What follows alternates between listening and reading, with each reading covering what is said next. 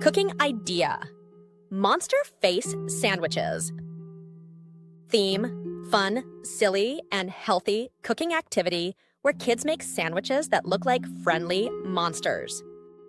Ingredients: bread slices, white, mint, or brown, peanut butter or cream cheese for spreading, banana slices for eyes, blueberries or raisins for pupils, strawberry slices for tongues, cucumber or apple slices for teeth, lettuce or spinach leaves for hair. Instructions: spread.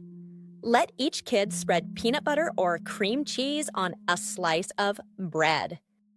Eyes: add 2 banana slices and place blueberries on top for eyes.